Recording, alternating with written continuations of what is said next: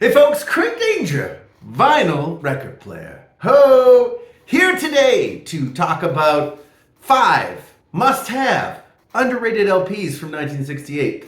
Now, to start off, I'd like to say, in the words of Desmond Decker, 68 will be great. And wow, what a year it was. I was going through these. These are, in fact, I didn't come down to a 5 that I wanted to show until basically an hour before I made this video. So there are more, and it's likely in the future I will make another video talking about all the underrated fantastic albums from 1968.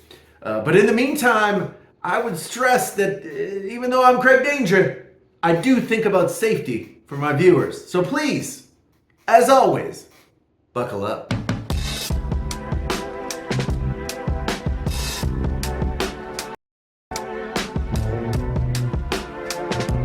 And we're back. Yeah, we're doing, this is going to be, again, we're talking about 5 underrated must-have albums from 1968. Now, I don't know, maybe the first one, I'm just going to kick off the first one and I'm going to say possible that this one may in fact be rated and or quite rated quite well. Not overrated though, friends. How about Jeff Beck's Truth from 1968? You know what? This, of course, is Jeff Beck's debut album. The reason really why I wanted to show this album is because I didn't even know about this record until about like 3 or 4 years ago. And it is fantastic. You want to talk about laying down the establishment, kind of building the foundation for hard rock? Ooh, it's right here. It's right here on Jeff Beck's Truth.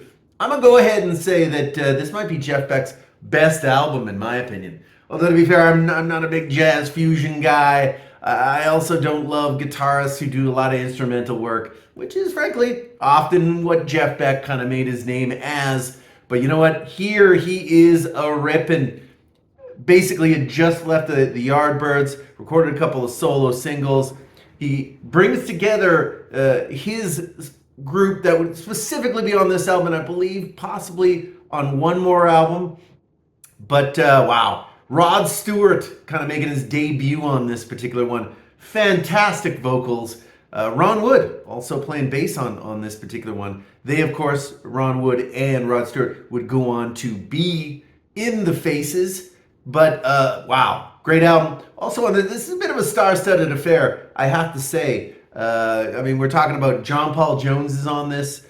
Jimmy Page plays some 12-string. Keith Moon is on this. Ainsley Dunbar. Yeah, just a cavalcade of Britain's best performing musicians at the time in 68. Like I say, this one just rocks so hard that I wasn't going to add this one. I was going to say this is underrated because a lot of people, it is kind of known as a very good album. But you know what? Like I say, I had never even heard of this album until about like 3 or 4 years ago. And now I'm like, oh my God, I don't want anyone else to make that mistake. You need to know about Jeff Beck's Truth, and hopefully the Danger can provide that knowledge for you. So anyway, Jeff Beck's Truth, 1968, bit of a classic. That is my first underrated. I know, maybe it's rated. Come on, give the Danger a break over here. Underrated, but well, anyway, it's a must-have. That is for sure. No one is going to debate that. And just wanted to say definitely thank you to everybody who has been checking out my videos. Thank you for liking, subscribing. Makes a huge difference. Now that I'm getting likes, now that I'm getting subscribes, I'm like, oh my gosh, what is happening at the Danger channel? It turns out, yeah, getting a little popular over here. Not trying to toot the old horn, really trying to toot your horn, oh viewer. Again, I thank everybody for watching and liking and subscribing. I appreciate everybody. And love the comments too. Been fantastic stuff. Great dialogue in terms of, in my opinion, legendary music. Often underrated. And again, in this case, totally must have. All right, so let's hit number 2 over here. What about Tommy James and the Shondells? Crimson and Clover from 1968. Now, Tommy had been around for a while. Obviously, bit of a pop songwriter, singer-songwriter. This, of course, would be Tommy James and his Shondells psychedelic pop album. And you know what? That's kind of what it is. It's really good. Obviously, The title track is kind of legendary. You got Crystal Blue Persuasion on here. But overall, this is just a fun psychedelic album with some dudes who basically were like, well, let's do some psychedelic pop. And they went ahead and they did that. I think they did a really incredible job of it. And frankly, yeah, you want to talk about underrated? Nobody's saying my best LP of the year was by Tommy James and the Shondells. Nobody says that. Nobody says that. But you know what? I'm willing to say that this is deeply underrated as a result. Listen to this one cover to cover, and you know what? Really good. Really of the era. Again, this is from 68, released December 68, so probably recorded around mid 68. Tommy James and the Shondells' most popular album. And you know what? It's a really good one. This one, of course, is on the Roulette label. Let me see if I got this. The Roulette label. Yeah, and you know what? Fun album. Basically, it's Tommy James getting all psychedelic on our asses. And you know what? I'm going to go ahead and say that it's fantastic. So, also their best-selling, best-charting album. Again, underrated for 1968. But let's move on. I'm talking about Wilson Pickett. I'm talking about the Midnight Mover. This would be kind of his last sort of really big 60s LP. He did do Hey Jude in 1969. But of course, this one, really good stuff. He writes over half of the tracks on this one. Also co-writes with Bobby Womack. Of course, around this time, he would be hanging out with Bobby Womack quite a bit. The Womack, and Wilson Pickett, they love the cocaine. Love the cocaine.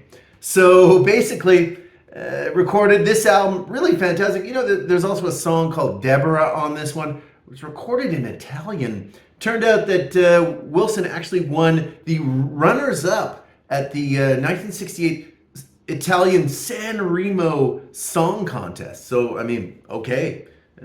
Wilson can also sing in Italian, for all those people who were wondering.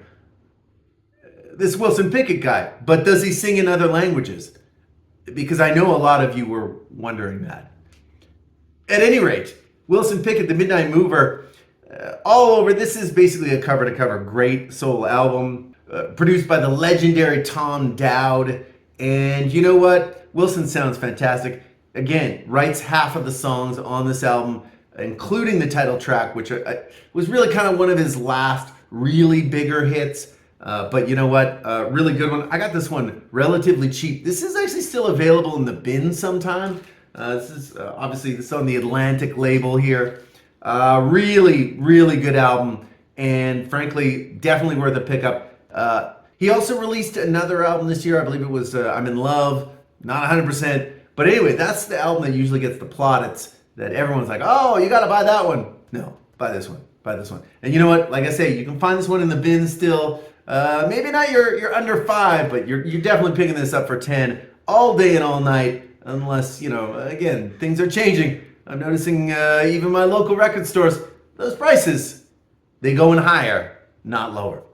So again, Wilson Pickett, The Midnight Mover, 1968.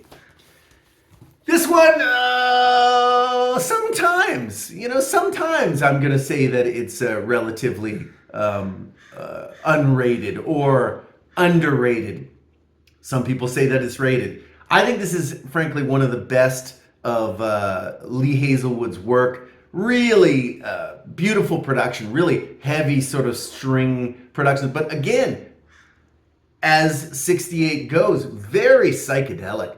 One of the best versions of You've Lost That Lovin' Feelin' I've ever heard. Real kind of slow, real kind of psychedelic, perhaps even a little bit heroin drenched. Not that the Danger would know anything about that sort of business, please.